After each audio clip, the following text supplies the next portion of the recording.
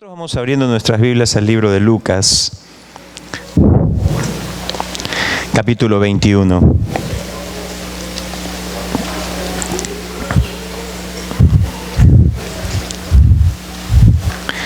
Y allí vamos a tener la segunda parte del mensaje, la segunda venida del Señor Jesucristo.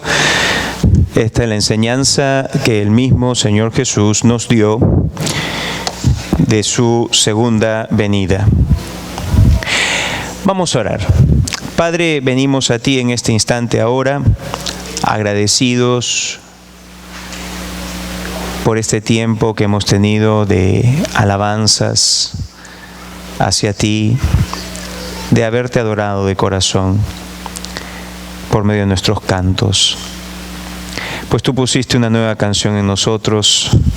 Tú nos has dado un gozo, el gozo de la vida eterna. Y por eso es que cantamos a ti, Señor, en una forma nueva.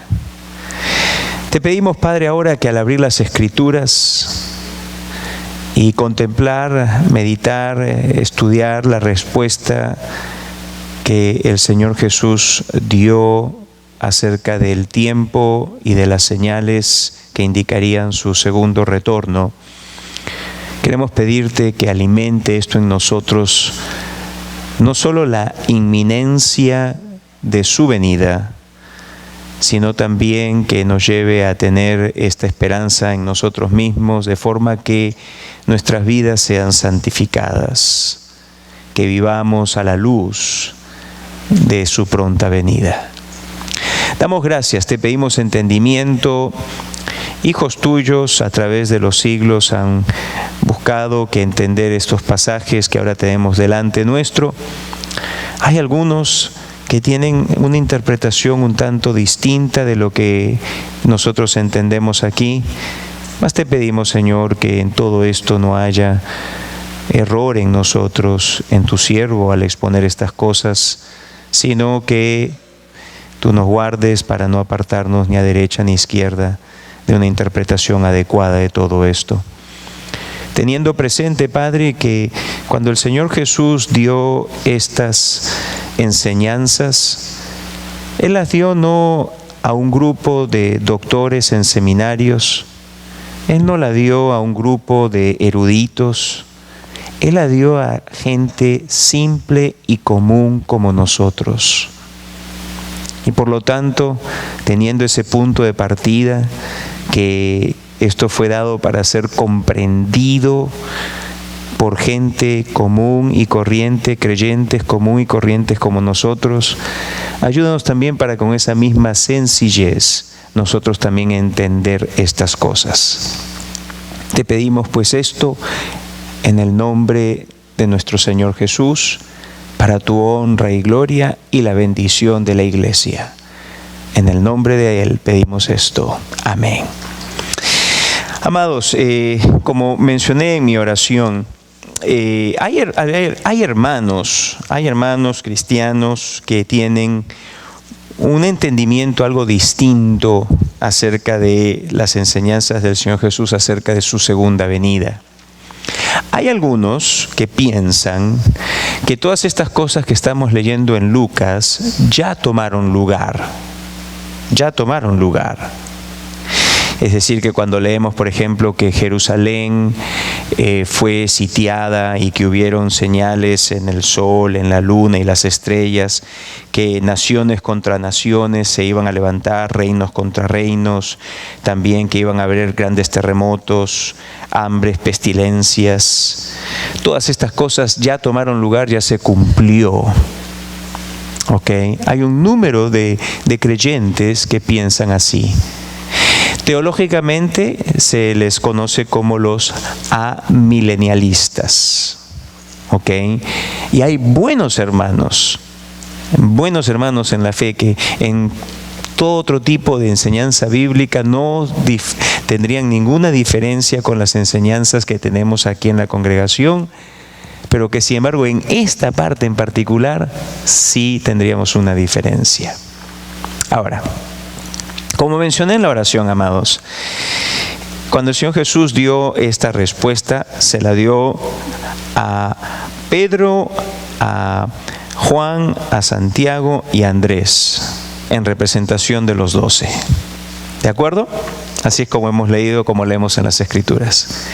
Ninguno de los 12, y bueno, sacamos a Judas, ninguno de los 11 era un erudito. Ninguno de los 11 era un teólogo. Ninguno de los 11 tendría, como diríamos el día de hoy, una maestría o un doctorado. Ninguno de ellos. Ellos todos eran personas creyentes comunes y corrientes, pescadores. Incluso les traigo a memoria lo que los eruditos de la época dijeron, por ejemplo, de Juan y de Pedro cuando fueron llevados al concilio. Estos hombres sin letras están hablando todas estas cosas. Y al decir sin letras no quiere decir que ellos eran analfabetos. No se trataba que Juan y que Pedro eran analfabetos, no. ¿Ok? Lo que quiere decir es, esta gente no ha recibido un entrenamiento, una preparación formal para ser maestros. ¿Ok? Y esto una vez más va al punto de lo que les quiero decir. Que cuando el Señor Jesús dio estas enseñanzas, Él tuvo que haber hablado con un lenguaje sumamente simple. Sumamente simple. Para que ellos entendiesen. Sus ilustraciones, aunque para nosotros nos parecen a veces un poco difíciles de entender, pero la razón no es, sean las ilustraciones o sus enseñanzas, la razón de que a veces se nos hace a nosotros un poco difícil de entender no es porque hayan sido de inicio complicadas, sino que la razón es, uno, que fueron dichas en un contexto cultural distinto al nuestro. Nunca se olvide, amados, de que la Escritura es un libro oriental. Es un libro oriental, de una cultura oriental. Nosotros somos una cultura occidental. Las costumbres, las formas de hablar, los contextos, para nosotros nos parecen un poco extraños hay veces. Pero para gente del Oriente no es así.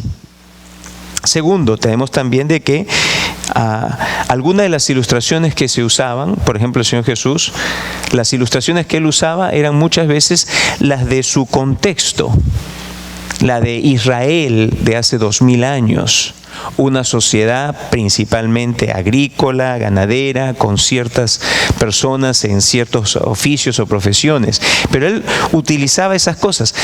¿Quién de nosotros ahora último fue a sacar sus tomates de su campo, dígame? ¿O quién se olvidó de guardar las ovejas antes de venir acá a la iglesia esta mañana? ¿Cuántos de ustedes se olvidaron de guardar sus ovejas? ¿Ah? Hablar de ovejas y hablar de cultivos para nosotros es algo que como que no nos podemos conectar inmediatamente. ¿Por qué? Porque no es nuestra cultura, no es nuestro tiempo. ¿Ok? Y por eso a veces alguna de estas ilustraciones, como por ejemplo acá, él tira la de la higuera. ¿Cuántos de nosotros tenemos una higuera en nuestras casas? ¿Ah? Pero este era un árbol común en Jerusalén. ¿Ok? Tú caminabas y habían higueras por la calle, pero no para nosotros. ¿De acuerdo? Entonces, cuando Él utiliza ilustraciones, cuando Él utiliza estas cosas, entonces no solamente está el hecho de que es una cultura distinta, sino que están 2000 años atrás, es algo distinto a nosotros. Nosotros tenemos iPhones y Samsungs y tenemos iPads y tenemos Internet. Todas esas cosas nada que ver. O sea, tenemos que hacer entonces el esfuerzo, sí, de regresar hacia atrás para tratar de entender como ellos lo entendieron. ¿De acuerdo? Así que creo que estas son, aparte de una tercera que probablemente sea así, el idioma mismo, que lo que tenemos aquí nosotros son traducciones, y hay veces las traducciones, por más fieles que sean, por más literales que sean, hay veces tienen que tratar de comunicar, hay veces expresiones idiomáticas, ¿ok?, que se hace difícil muchas veces el poder traducir una expresión idiomática de un tiempo y de una cultura distintos y apartados para traducirlo a un lenguaje del siglo XXI que tenga sentido.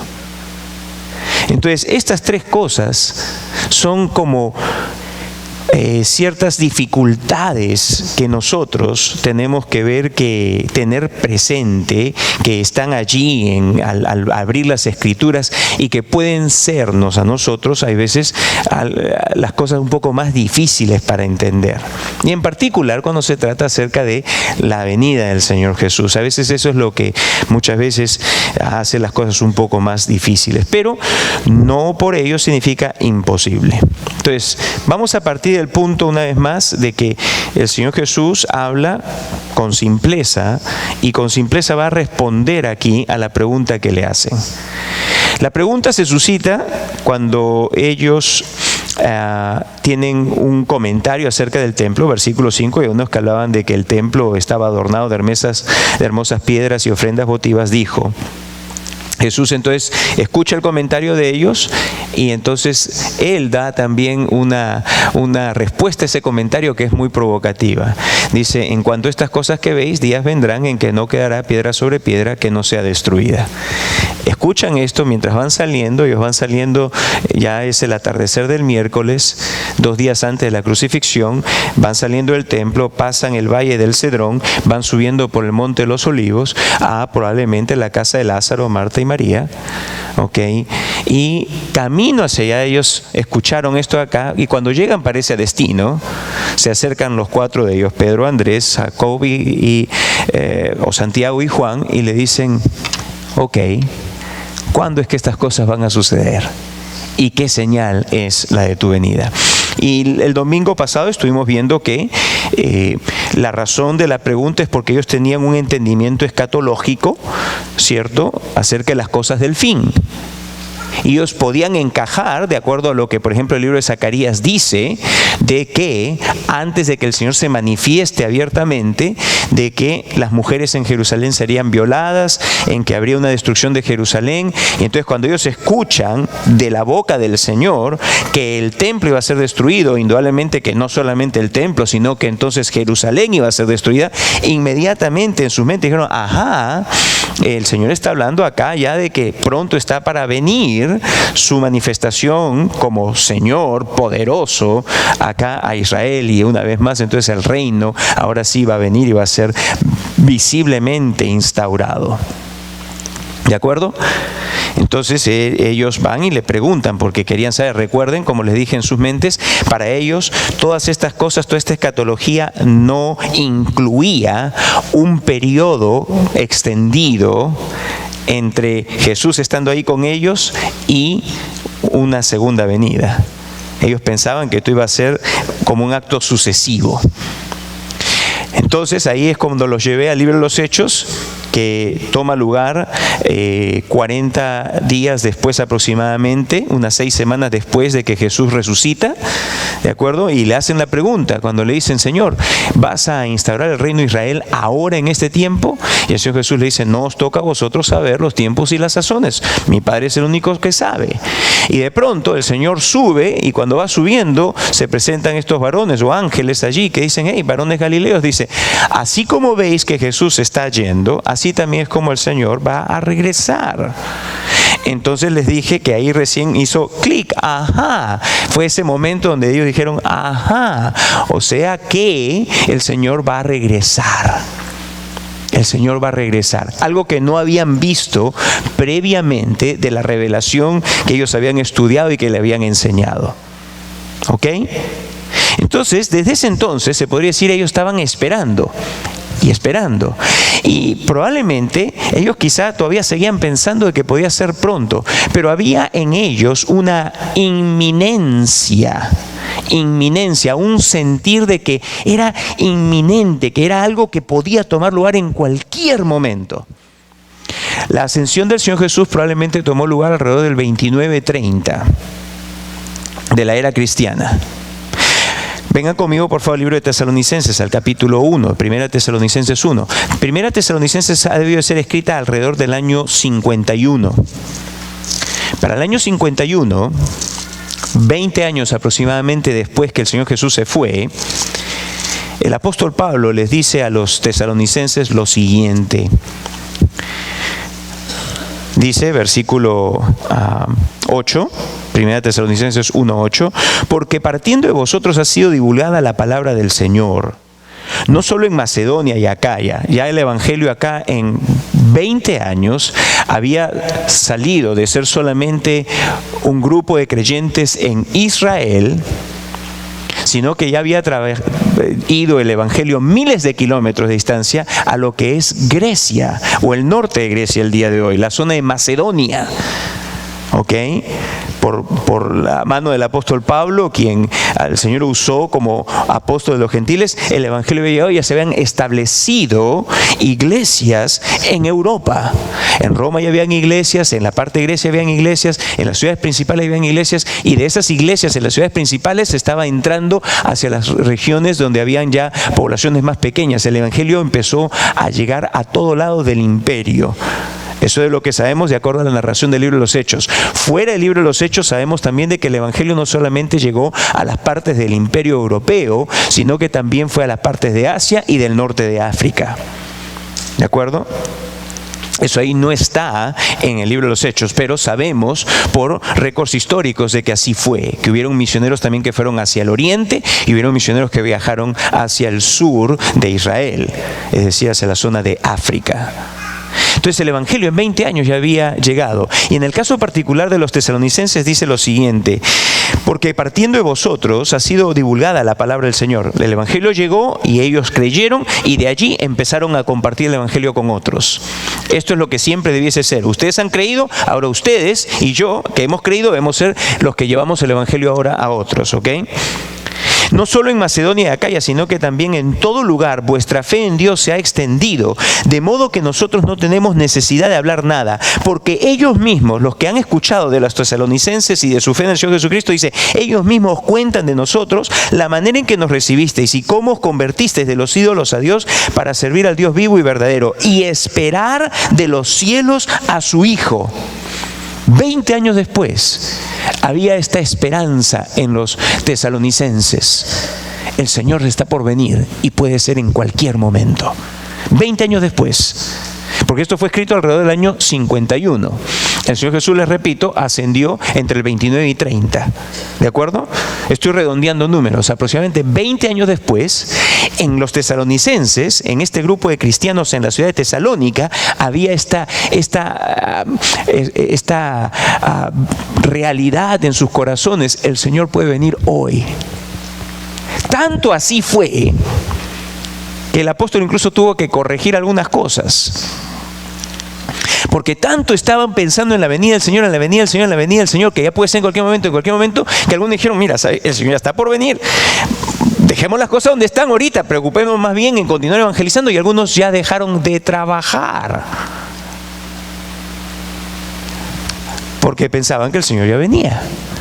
Es como que usted el día de hoy dice, no, bueno, si el Señor va a venir, voy a dejar de pagar mi hipoteca, voy a dejar de pagar mi carro, voy a dejar de pagar todo, porque ahorita me voy a dedicar solamente al Señor, porque el Señor ya está viniendo. Y el apóstol Pablo tiene que escribirle y decirle, un momento, dice, un momento, si alguno no trabaja entre los creyentes, que no coma. O sea, cuando venga el Señor a recogernos, nos tiene que encontrar en nuestras actividades normales y testificando y viviendo una vida de santidad. No nos tienen que encontrar de alguna manera paralizados porque, bueno, el Señor va a venir, entonces todo el resto de la vida deja de funcionar. No. Bueno, pasaron los años y ya nos encontramos ahora casi finalizando los 60s, y el apóstol Pedro, ahora ya estamos hablando más o menos 38 años después, 37, 38 años después de la ascensión, el apóstol Pedro se encuentra hablando a un grupo de creyentes que estaban por pasar la persecución que se iba a desatar justo en el 67-68 a manos del emperador Nerón. Y una de las cosas que dice es, ya estamos acá muy cerca a lo que ellos no sabían, pero que iba a ser la destrucción del templo en Jerusalén. Ellos no lo sabían. La revuelta de los judíos que termina en la destrucción empezó en el año 66. Tomó 4 años para que Jerusalén fuese destruida y el templo también. ¿Ok? Pero acá, indudablemente, ya se empezaba a ver los creyentes que tenemos el discernimiento que Dios nos da. A veces nos permite Dios, por el Espíritu, nos permite ver y observar lo que está tomando lugar en la sociedad y ver de que las cosas, de continuar como están, cosas van a tomar lugar. Un discernimiento que los que no conocen a Cristo no tienen. Y el apóstol Pedro, inspirado por el Espíritu de Dios, no anticipa a ellos, a los creyentes en las regiones de Capadocia y otros lugares más, anticipa a ellos de que hay cosas que quizá pueden hacerles pensar como que el Señor no está viniendo, pero que no dejen de desmayar en eso. No desmayen eso. El Señor está por venir. Y en 2 Pedro, en el capítulo 3, escrita una vez más, esto fue antes de lo que tomó lugar con la persecución de Nerón. La persecución de Nerón es año 68. ¿Okay? Esto fue escrito 67, 68 después de Cristo, 37, 38 años después de su partida. Dice el versículo 1, amados, esta es la segunda carta que os escribo, y en ambas despierto con exhortación vuestro limpio entendimiento, para que tengáis memoria de las palabras que antes han sido dichas por los santos profetas y del mandamiento del Señor y Salvador dado por vuestros apóstoles, sabiendo primero esto, que en los postreros días vendrán burladores, andando según sus propias concupiscencias y diciendo, ¿dónde está la promesa de su advenimiento? Han pasado 37, 38 años. Y esta generación de creyentes que estaba vivo desde que el Señor Jesús se fue, empiezan a escuchar a aquellos que empiezan a decir, va a venir, ¿y dónde está? ¿Dónde está? ¿Cómo se está demorando tanto? Y han pasado décadas, casi 4 décadas. ¿Dónde está? ¿Dónde está la promesa de su advenimiento? Y acá han pasado solamente 4 décadas, ¿ah? Porque desde el día en que los padres durmieron, todas las cosas permanecen así como desde el principio de la creación. Estos ignoran voluntariamente, estos que dicen dónde está, que están cuestionando incrédulamente, que en el tiempo antiguo fueron hechas por la palabra de Dios los cielos y también la tierra, que proviene del agua y por el agua subsiste, por lo cual el mundo de entonces pereció anegado en agua. Pero los cielos y la tierra que existen ahora están reservados por la misma palabra, guardados para el fuego en el día del juicio y de la perdición de los hombres impíos. Y acá directamente, al mencionar el fuego y el día de juicio, está mencionando la segunda venida de Cristo. Y Pedro le dice básicamente es un hecho que va a tomar lugar. Mas, oh amados, no ignoréis esto, que para con el Señor un día es como 1000 años y 1000 años como un día.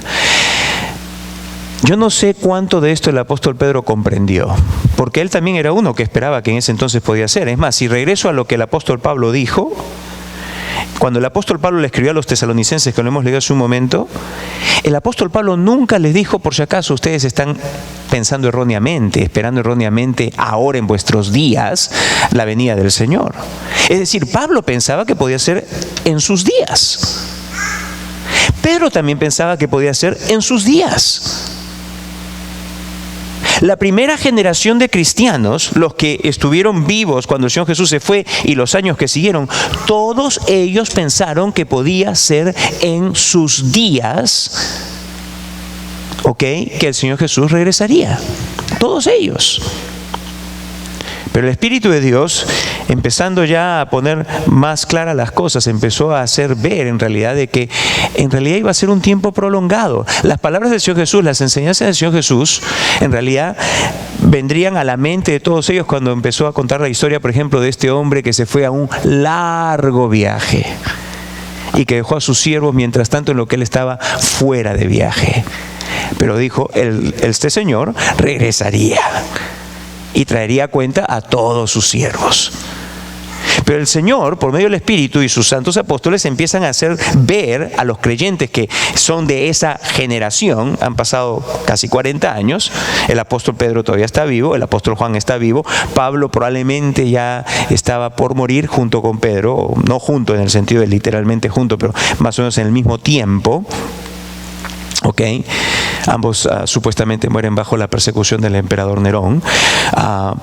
Pero ya estaba preparando, porque ya iban a empezar a morir los apóstoles. Cristo no había regresado e iban a quedar muy pocos de aquellos que estuvieron vivos cuando el Señor Jesús se fue y que escucharon de los ángeles que va a venir. Entonces el Espíritu de Dios empieza a hacerles ver y decirles, sí, es que va a ser un periodo prolongado. Va a ser un periodo prolongado.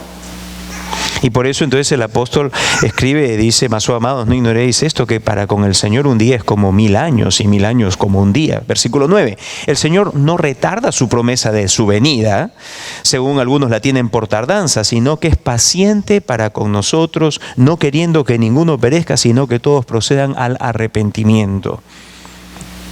Y esto tiene que ver directamente con la elección eterna de Dios a aquellos que Él ha elegido para salvación. No todos hemos nacido en el mismo tiempo, pero Dios va a esperar a que todos sus elegidos nazcan para que sus elegidos luego vengan a la fe. Y ciertamente después de eso vendrá el fin. Vendrá el fin. Versículo 10, pero el día del Señor vendrá como ladrón en la noche, en el cual los cielos pasarán con grande estruendo, y los elementos ardiendo serán deshechos, y la tierra y las obras que en ella hay serán quemadas. Un comentario acá solamente al respecto de esto. Mi telefonito me hizo saber que el día de ayer el presidente Obama vino y habló de que lo que ha tomado lugar en estos momentos en París, Francia, en esta convención acerca de los cambios climáticos, ha sido un evento de trascendencia histórica para toda la humanidad, porque vamos a salvar el planeta. Déjeme decirle, no importa cuántos tratados la gente firme y cuánta ecología veamos que salvar, este planeta no va a ser salvado. No va a ser salvado. Porque de acuerdo a lo que acá dice, Dios lo va a destruir. ¿Ok? Dios lo va a destruir. Este planeta está bajo maldición. Y la maldición, en términos científicos, la podríamos describir como la segunda ley de termodinámica. Todo está en un proceso de deterioro.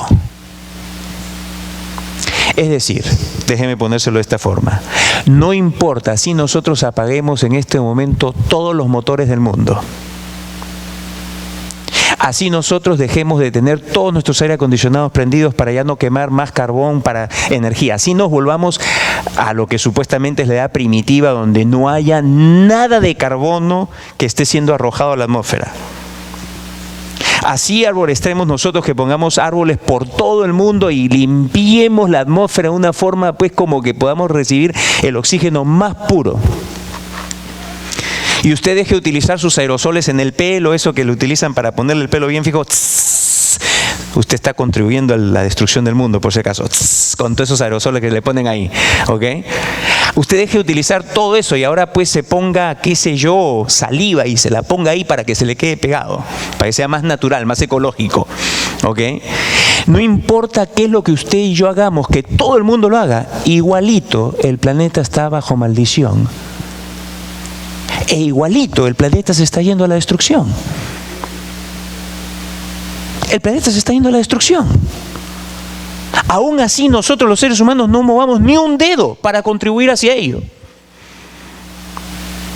No hay nada que ningún gobernante, mira, ni que la China, ni Rusia, ni Estados Unidos, ni ningún gobierno se ponga, menos aún las 195 naciones que dice que van a hacer lo que van a hacer y que probablemente no van a hacer lo que han dicho que van a hacer.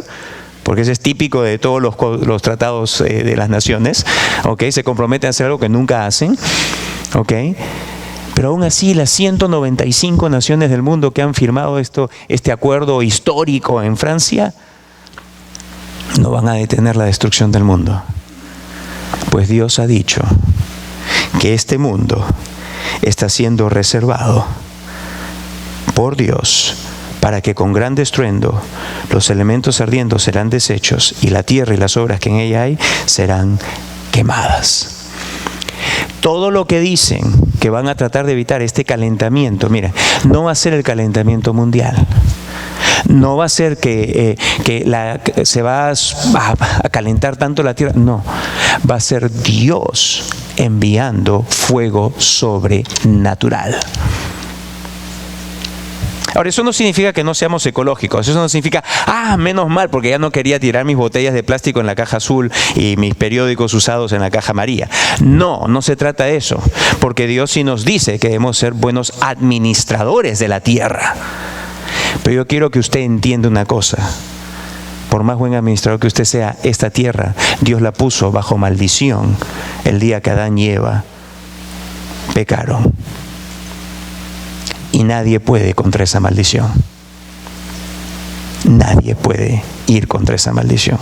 No importa cuánta tecnología, cuánta ciencia le apliquemos, no vamos a poder ir contra ello.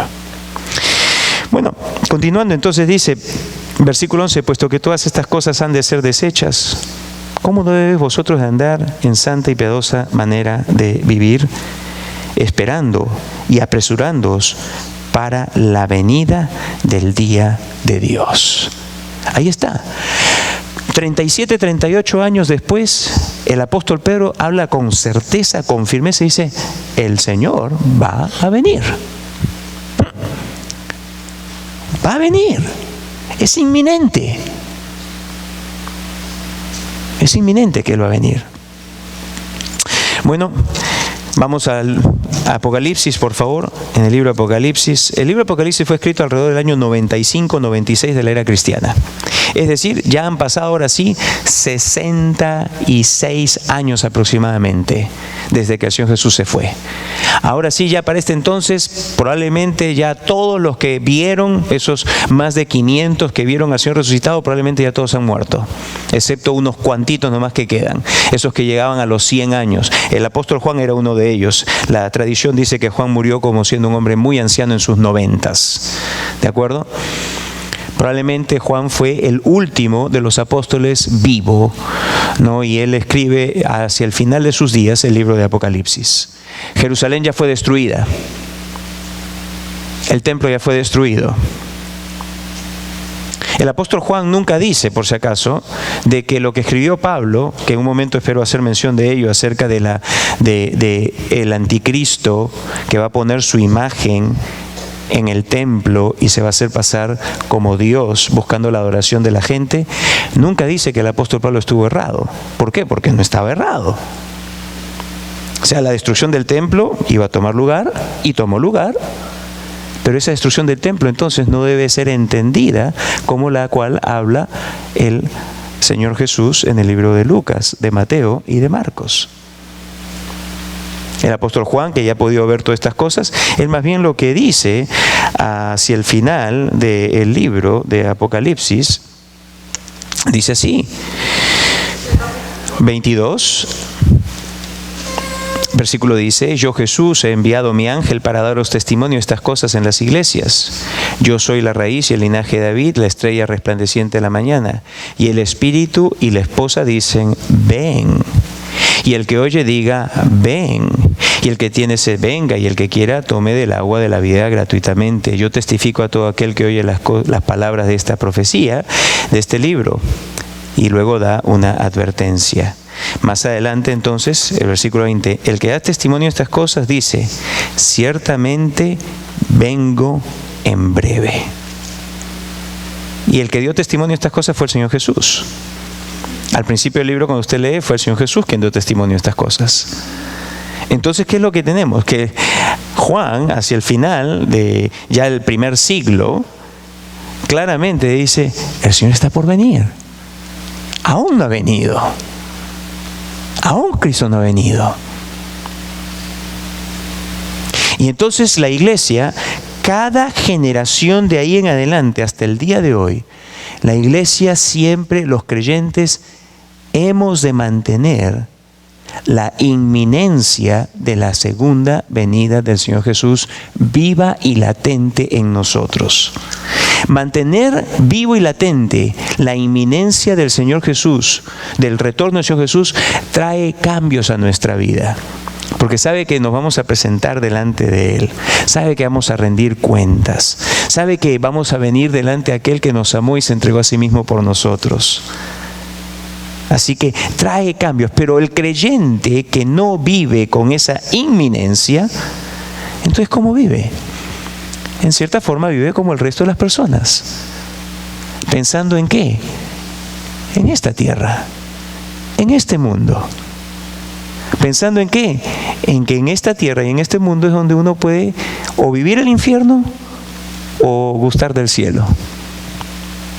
En esta tierra y en este mundo uno no sufre el infierno. Por más que la gente diga que este es su infierno aquí, este no va a ser su infierno si no se arrepienten. Tampoco este es el cielo. Por más bendecidos que podamos ser en la gracia de Dios, este no es el cielo, amados. Esto no es para lo que el Señor Jesús nos salvó. Hemos visto que va a ser destruido. ¿Ok? Así que, teniendo eso entonces presente, amados, regresemos al libro de Lucas. ¿Ok? Y estamos viendo pues ahí en Lucas, la segunda venida del Señor Jesús. Les dije que Él había respondido a la pregunta en la forma más simple posible, ¿no? Y les dice, hubieron dos preguntas, versículo 8, que le hicieron al Señor Jesús. Versículo 7. ¿Cuáles son las preguntas? Léanlo conmigo, por favor. Y le preguntaron diciendo, Maestro, ¿cuándo será esto? Y 2, ¿y qué señal habrá cuando estas cosas estén para suceder? ¿Ok? Son las dos preguntas. ¿Cuándo y qué señales? ¿Cuándo y qué señales? ¿Qué es lo que piensan que el Señor Jesús les va a responder? ¿Cuándo? Y las señales. ¿De acuerdo? ¿Ok? Ahora, por ahí alguno dirá, pero no, que la Biblia no nos dice, nos enseña que no hay un día específico. Sí, cuando el Señor Jesús va a responder cuándo, Él no va a dar una fecha. ¿Ok? Él no va a dar una fecha. Él no está diciendo el año 2015, 12 o 13 de diciembre, no, o 15 de diciembre, no. ¿Ok? Él no está diciendo una fecha, Él no está diciendo cuándo, pero si está diciendo cuándo, pues lo va a indicar que va a haber algunas señales que van a indicar cuándo, en términos generales, su venida ya está bien cerca. ¿Ok? Pero entonces es lo que Él va a hacer, Él va a responder acerca de qué señales y cuándo es que va a hacer. Por otro lado, permítame antes de continuar ahí repasando lo que hemos visto, que venga al versículo 22. Quiero traer algo a su atención, por favor, para que usted vea que la destrucción del templo del año 70 de la era cristiana no es el momento en el cual se están cumpliendo estas cosas, sino que tiene que apuntar a un tiempo, a un futuro. ¿De acuerdo? Versículo 22, miren lo que dice ahí. Porque estos son días de retribución. Estas palabras, estos son días de retribución, inmediatamente para un judío del tiempo de Jesús, inmediatamente lo llevaría a los escritos de los profetas. El día de retribución de la ira de Jehová. ¿De acuerdo? Y dice, para que se cumplan todas las cosas que están escritas. Esa última parte del versículo, para que se cumplan todas las cosas que están escritas. Bueno, cuando va a tomar lugar esas señales que va a mencionar ahí, de Jerusalén siendo rodeada y todo, dice que cuando eso tome lugar, entonces se van a cumplir todas las cosas que están escritas en los días de retribución.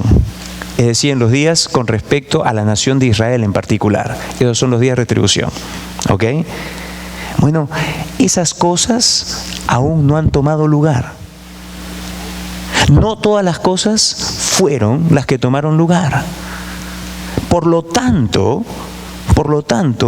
esto no pudo haber sido totalmente cumplido en ese momento, como algunos dicen. Pues todas las cosas no se han cumplido todavía. Y es algo tan simple en realidad, pero que sin embargo muchas veces la misma simpleza de las cosas hace que las pasemos a un lado. estas cosas todavía no han sido todas cumplidas. Entonces, cuando tenemos presente la inminencia que ha habido en el año 51 con los tesalonicenses, el año 67, 68 los lectores de la segunda epístola de Pedro, en el año 95, 96 en los escritos del apóstol Juan a través del libro de Apocalipsis, y lo que el Señor Jesús aquí dice, entonces tenemos que ver, entonces para entender esto, tenemos que verlo de que estas señales que acá menciona el Señor Jesús están tomando lugar aún en este instante. Y eso fue lo que concluimos la semana pasada, que estas son señales que se están dando a través de todas estas generaciones que están viniendo y que llega hasta nuestra generación, hasta nuestro tiempo. ¿Qué señales son las que van a marcar este periodo de tiempo? ¿Qué es lo que vamos a ver en estos años de historia, en estos siglos o ya 2 milenios? ¿Ok? Ciertamente que el viaje del noble fue un viaje largo hasta el momento.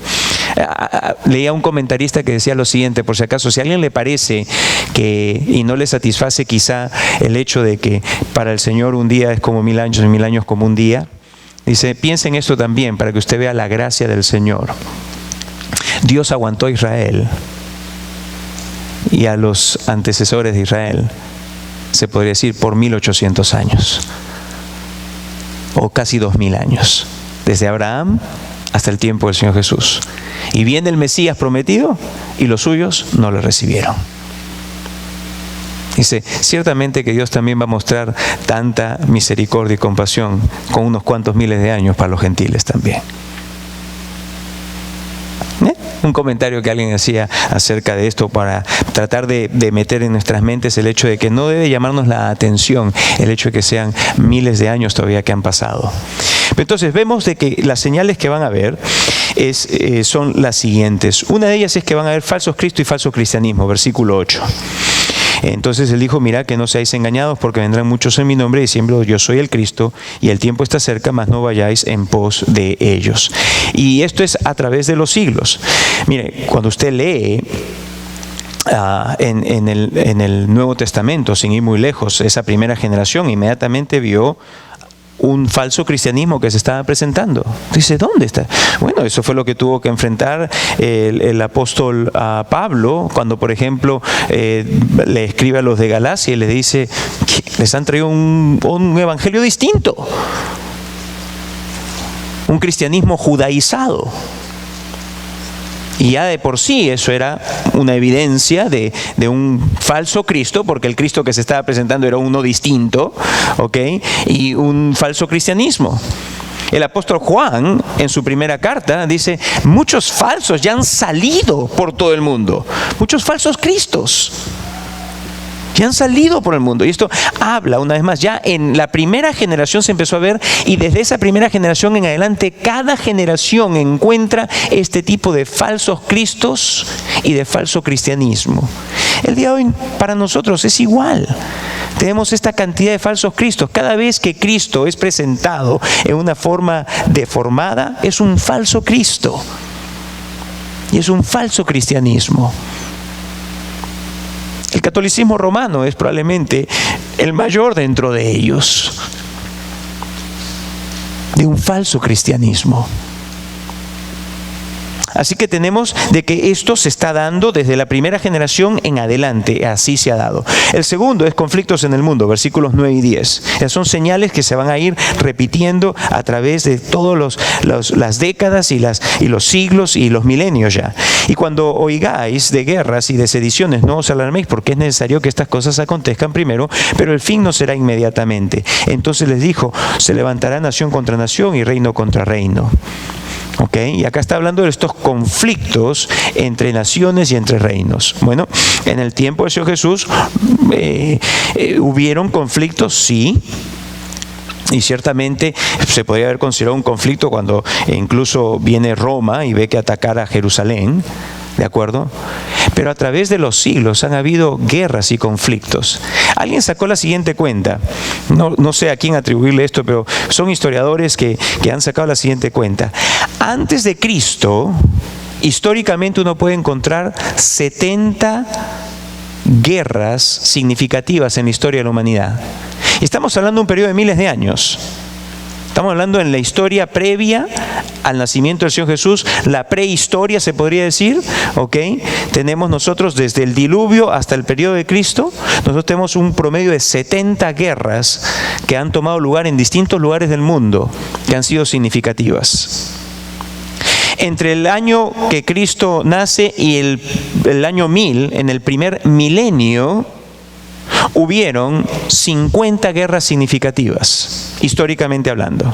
Entonces, en miles de años hubieron 70, pero luego en 1000 años hubieron 50. O sea, lo que les quiero decir es que aumentó el número de guerras.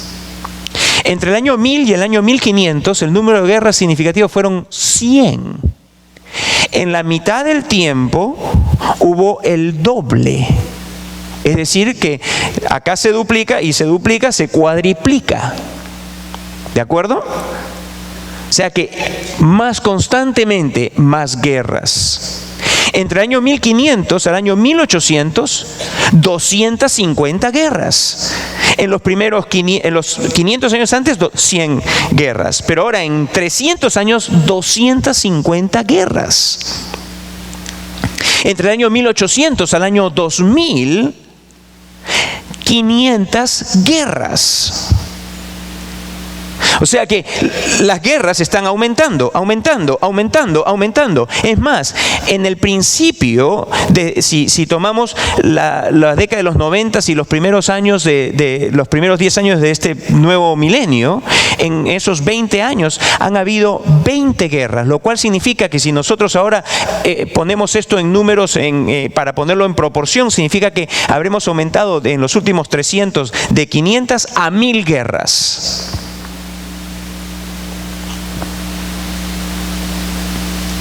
El número de guerras no está yendo en descenso. El número de guerras está yendo en aumento. El número de guerras está yendo en aumento. No estamos teniendo el tipo de confrontación, de guerra como la Segunda Guerra Mundial. Pero nada dice que no pueda haber una tercera guerra mundial. Y ciertamente hay una guerra en este instante en la cual estamos muy metidos como nación. Y ahora otras naciones de Europa se están metiendo también en la misma guerra. Y en Siria hay guerra, y en Libia hay guerra, en los países de África hay guerra. Hace poco me estaba comentando José Luis de que Perú y Chile están otra vez mandando tropas ahí en la frontera del sur. Y ha habido guerras, solamente el Perú ha tenido guerras con Ecuador. En los últimos 30 años han habido como 3 guerras que hemos tenido con Ecuador. Solamente ¿y qué me dicen de Colombia con Venezuela? O de lo que tienen los chilenos con los argentinos. Es decir, guerras hay en todo momento. Y las hay. Y el Señor Jesús dijo, en el pasaje de Mateo, el Señor Jesús dijo que esto eran principio de dolores. Principio de dolores. Versículo 6, Mateo 24, 6 dice: y oiréis de guerras y rumores de guerras, mirad que no os turbéis, porque es necesario que todo esto acontezca, pero aún no es el fin. Porque se levantará nación contra nación y reino contra reino, y habrá pestes y hambres y terremotos en diferentes lugares, y todo esto será principio de dolores. Es una frase que no tiene Lucas, ¿de acuerdo? Pero es importante entenderla. ¿Principio de dolores de qué? ¿De espalda? No, principio de dolores de parto. Principio de dolores de parto. ¿Ok? La mujer que está embarazada y que ha estado embarazada sabe y entiende esto mejor que nosotros los hombres. Pero desde que sale embarazada y la barriguita empieza a crecer, hay veces empieza a tener como dolores. Pero se sabe que no son los dolores de parto. Pero empieza a tener como dolores, hay contracciones. Y conforme se va acercando la fecha, los dolores y las contracciones van en aumento, no solamente de frecuencia, sino también de intensidad. Es decir, los dolores y las contracciones vienen más frecuentemente, pero la intensidad de los mismos también va en aumento. Llega un momento entonces en que la dilatación de la cervix llega a tal punto donde va de 1 a 10, y ahí es donde viene el dolor máximo para aquellas de ustedes que no se ponen la epidural, ¿de acuerdo? O que no está en cesárea. Llega el dolor máximo y entonces se da luz. ¿De acuerdo? El Señor Jesús utiliza esta frase para hacer ver cómo debemos de ver la historia con respecto a las señales que Él ha dicho. Dice, van a ser como los dolores de parto. Van a empezar y van a ir aumentando en frecuencia y van a ir aumentando en intensidad. Y por eso la historia arroja los números que avalan justamente eso. No hay menos guerras, tenemos más guerra. Y sin embargo, la gente jura todavía de que estamos por entrar en un periodo de paz.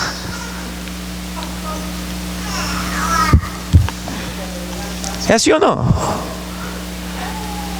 Y una vez más, como les dije con respecto a ser ecológicos, no es que ahora, bueno, pues tomemos a cualquier payaso por ahí que quiere ser presidente de esta nación y que sea bravo y todo y que hagamos guerra. No, no se trata de eso.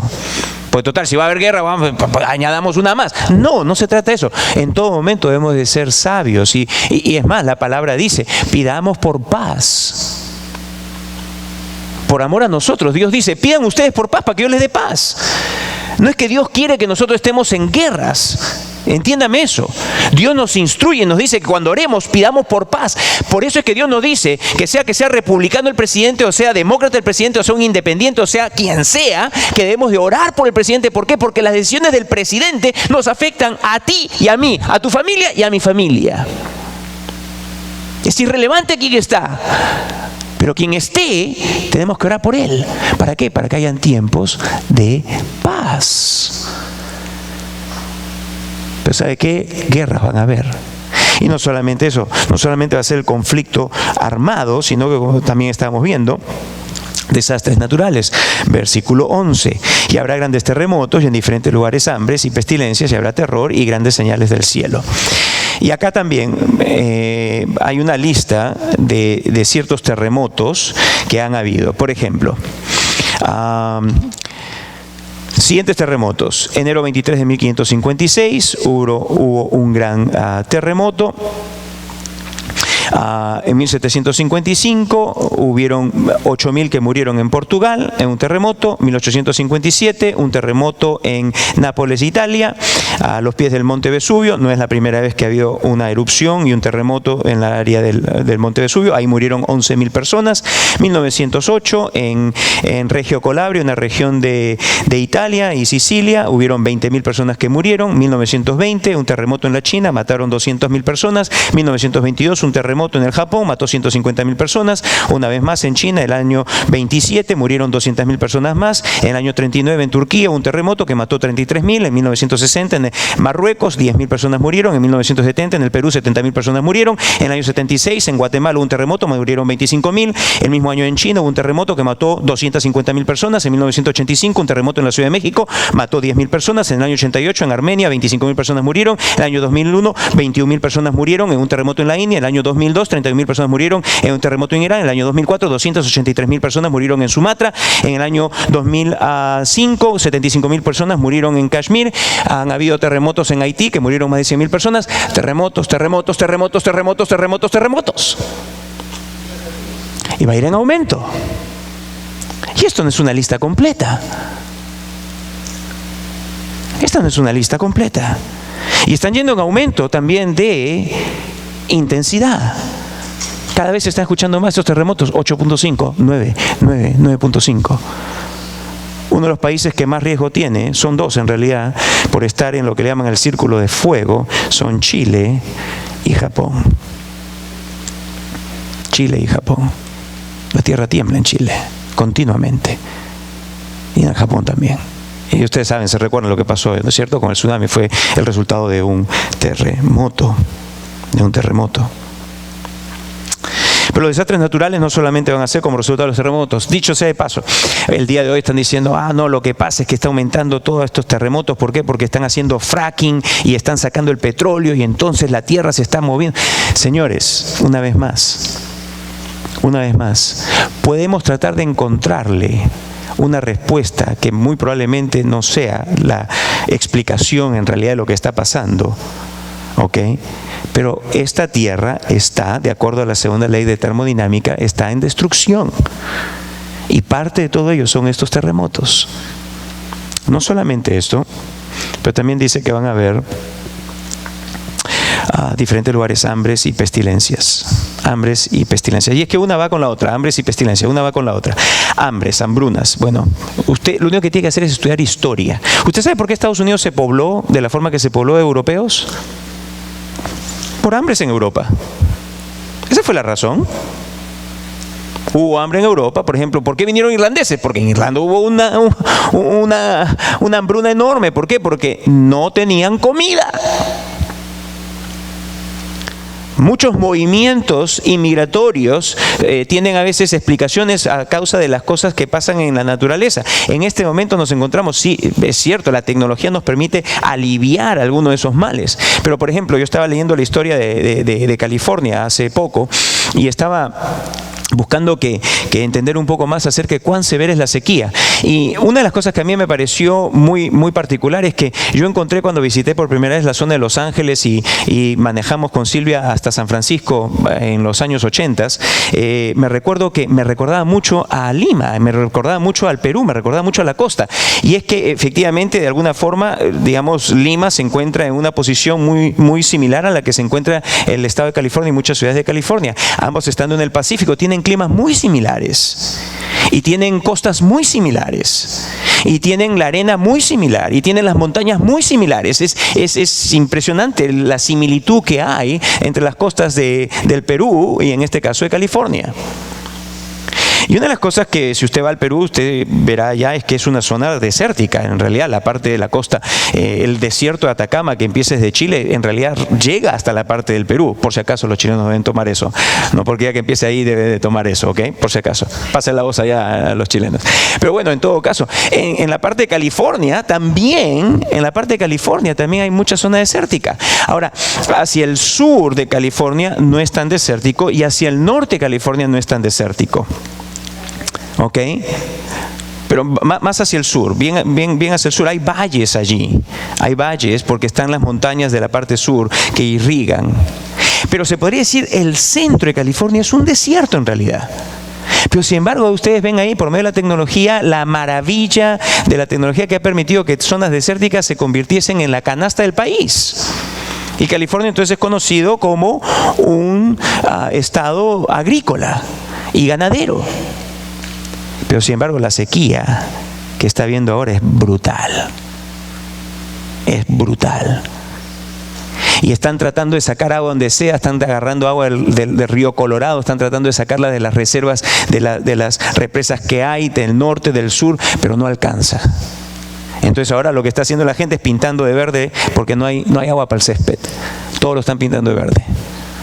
Todos lo están pintando de verde en Los Ángeles, en las ciudades de California. ¿Por qué?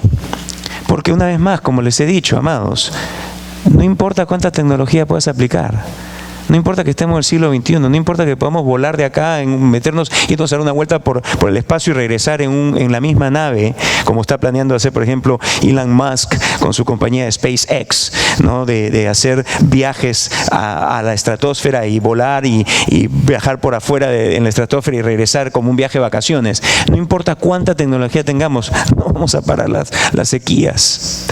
Y las sequías traen falta de alimento. Y la falta de alimento trae hambrunas. Y las hambrunas traen pestes. ¿Se recuerdan? We are the world. We are the children. ¿Ah? Ustedes ahí, fans de Michael Jackson. Yo sé que ustedes tienen escondido en su closet ahí un disfraz de Thriller. Yo sé que sí. Bueno, entonces, eso es en los 80s. ¿Se acuerdan? África se estaba muriendo de hambre. ¿Por qué? Grandes sequías, pestes y muerte. No han parado. Con toda la tecnología que podamos tener y eso, que continúan enviando satélites para tratar de saber mejor cómo va a venir la lluvia, dónde va a venir la lluvia, pero no pueden controlar la lluvia, no pueden controlar los vientos, no pueden controlar aquello que Dios ha puesto allí, que si no fuese por la misericordia de Dios en darnos más de estos tiempos buenos, nosotros como raza humana estaríamos idos hace rato. ¿Ok? Es solamente por la misericordia de Dios, pero estas cosas están ahí presentes. Las pestes han habido como resultado de las hambrunas. Y dice acá también grandes señales del cielo. El idioma, esta fue muy interesante. El idioma, grandes señales del cielo, porque algunos dicen, bueno, en el cielo estamos hablando de los planetas, señales, astrología. No, no tiene nada que ver con astrología. No tiene nada que ver con los astros. Recuerdo una vez más, para ellos, el cielo es su atmósfera. El cielo es su atmósfera. El cielo visible. ¿Y qué toma lugar en el cielo visible? Las tormentas. Y esas tormentas que vienen muchas veces acompañadas de grandes truenos, o llamado antiguamente fuego del cielo. Fuego del cielo. Fuego del cielo. ¿Es así o no? Ustedes que han estudiado historia o que se acuerdan al menos de lo que han estudiado, ¿ok? Los truenos se han llamado fuego del cielo, ¿ok? Que encienden incendios voraces. Y lo han hecho a través de la historia. Y déjenme decirles, cuando usted prende el Weather Channel y dice, ¿este año ha sido más actividad? Sí. ¿Por qué? Porque estas señales del cielo, de la atmósfera, de las grandes tormentas.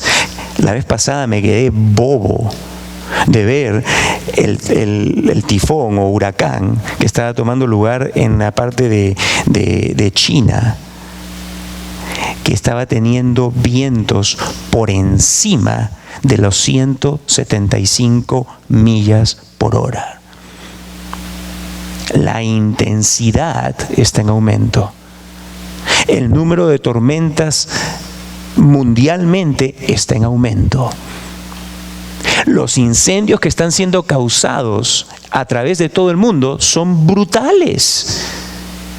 California, incendio. ¿Se recuerdan cuando la Florida estaba en incendio? ¿Se recuerdan cuando se prendieron los Everglades? Ahí se prendió por un tiempo los Everglades, que llegaba el humo hasta donde nosotros, hay veces. En el norte de la Florida estaba en incendio. En estos momentos en las zonas de Texas también están preocupados por la sequía que ha habido. En el Midwest también ha habido grandes incendios. Ciudades enteras han sido devoradas por fuego a través de la historia. Ha habido en Indonesia más de 10 millones de hectáreas que han sido quemadas por fuego. Los incendios forestales no solamente se limitan entonces a la zona de acá, sino que han habido incendios forestales por todo lugar. Uno solamente de esos incendios ha arrojado lo que supuestamente nosotros estamos tratando de controlar en la forma de no tener autos que consuman tanta gasolina y todo, arrojó múltiples veces carbono a la atmósfera solamente por uno de esos incendios. Amados, como dolores de parto, el número de ellos y la intensidad de ellos, conforme pase el tiempo, va a ir en aumento. Va a ir en aumento. Pero no solamente eso, persecución. Persecución. Si ya es difícil de por sí tener que lidiar con falsos cristianismo y falsos cristos, con las guerras y con los desastres naturales, la persecución toca carne inmediatamente. Eso toca carne, porque la persecución acá dice es prometida para ti y para mí. Es prometida. Y los creyentes lo experimentaron. Y como les dije, esto va a ser a causa de su nombre, y la persecución va a ser por parte de los gobiernos, pero será una oportunidad para evangelizar. Para evangelizar. Amados, si usted lee el libro de los Hechos, el libro de los Hechos tiene 28 capítulos. El libro de los Hechos, básicamente, el último personaje que encontramos es el apóstol Pablo antes de morir. Probablemente el libro de los Hechos nos lleva hasta la mitad de la década de los 60, no de los 1960, sino del primer siglo, literalmente los 60. ¿Ok? O sea, han pasado como 35 años, 36 años aproximadamente desde la partida del Señor. En esos 35, 36 años, 17 de los 28 libros mencionan persecución. De los capítulos, perdón. 17 de los 28 capítulos habla de persecución, de un tipo u otro de persecución. 17 de 28. La persecución no solamente también es como los dolores de parto, que va a ir en aumento, sino también en intensidad. Y han habido generaciones que han experimentado persecución cada vez mayor. Por la gracia de Dios también hay sociedades como la que tenemos en este momento, en la cual usted y yo hemos nacido en el cristianismo, donde no hay el nivel de persecución como lo ha habido en otras. Pero les recuerdo una cosa, recuerden, los fundadores de esta nación salieron de un ambiente de suma persecución. Dejaron Europa para venir acá, para no tener la persecución que están experimentando a manos de los reyes en Europa y de la Iglesia Católica Romana. Y por siglos ya, los Estados Unidos se ha mantenido como una nación donde ha habido libertad de culto. Pero les vuelvo a repetir, eso está cambiando muy rápidamente. Y no significa que siempre va a ser así. Así que tenemos entonces estas 4 señales que van a preceder, pues en tiempo va a preceder la venida del Señor Jesús. Pero específicamente entonces, Él luego menciona algunas señales que van a indicar ya ahí sí que en pocos meses su venida sería una realidad. Pocos meses. Es decir, ¿cómo puedes decir tú que son pocos meses? Porque la Biblia lo dice. Porque la Biblia lo dice. Van a ser pocos meses. Van a ser 42 meses aproximadamente. Que cuando empiece a tomar lugar esto, van a haber alrededor de 42 meses hasta que el Señor regrese. El día no lo sabemos. La hora no la sabemos. Pero lo que no sabemos, porque el siguiente evento, como les he dicho previamente, el siguiente evento es un evento sin una señal específica. El rapto de la iglesia. Dicho sea de paso, algunos piensan que el rapto va a ser justamente antes de la venida del Señor. Una razón por la cual yo no puedo ver eso, se los digo, no sé si habrá alguno de ustedes entre esos, ¿ok? Pero una razón por la cual yo creo que el rapto es ciertamente antes de la venida. Porque hay algunos que están, lo que es pretribulación, en el medio de la tribulación, y otro es al final de la tribulación, que piensan que la iglesia va a ser llevada. Por la siguiente razón, por lo cual no creo que va a ser al final de la tribulación. Es por esto. La Biblia dice que cuando el Señor venga, va a haber gente que va a estar viva, que va a entrar al reino. ¿De acuerdo? La gente que está viva, los que van a entrar, no son los que han sido condenados, son personas salvadas. Ahora, si el Señor rapta a la iglesia, y los que quedan son los que no han creído, y esos son condenados, ¿quién entra entonces al reino? ¿Quién entra al reino? Nadie. Se lo repito. Si el Señor rapta a la iglesia, se lleva a todos los creyentes. ¿Quiénes quedan? Solamente los que no han creído en el Señor. Y si esos en su venida son condenados y no van a entrar al reino, porque no entran al reino, ¿ok? Ellos no entran al reino. Entonces, si estos están condenados y no entran al reino, y los que son creyentes que podrían haber entrado, pero si el Señor se los rapta, entonces ¿quién entra al reino? ¿Qué eventos, perdón? Claro, porque así es como piensan, ¿no? Que la venida del Señor y el rapto son uno, ¿ok? Y que probablemente por un tiempo corto, qué sé yo, unas horas, unos minutos o algo así, ¿no? Y que entonces el Señor se manifiesta y que esto sucede al final de la tribulación, enseñan muchos, ¿ok? Bueno, si es así, entonces ¿quién entra? ¿Quién entra? ¿Ok? No podría entrar nadie. Por eso es que no puedo ver de que el rapto de la iglesia sea al final de la tribulación. Así es. Tiene que ser previo a ella. Previo a ella. O quizá, como algunos dicen, en el punto medio. Pero también tengo razones por las cuales no pienso que puede ser en el punto medio. Pero el siguiente evento, amados, el siguiente evento es un evento sin señales. El rapto de la iglesia. Para el rapto de la iglesia no hay señales, excepto las que están tomando lugar a través de toda la historia. El Señor puede venir por su iglesia hoy. ¿Te irías con Él si viene el Señor hoy? ¿Te irías con Él si viene el Señor hoy? ¿Te irías con Él? Si tú te has arrepentido y has creído en Jesús, sí te vas con Él. Pero si no te has arrepentido y en este instante fuese el rapto, no te vas. Si tú quieres dejar esto solucionado, al final de la canción yo voy a estar acá adelante, puedes venir, podemos conversar un poco más acerca de eso y podemos orar y mostrarte cómo es que tú puedes tener por seguro de que tú, si llegase el Señor a venir hoy, te vas con Él.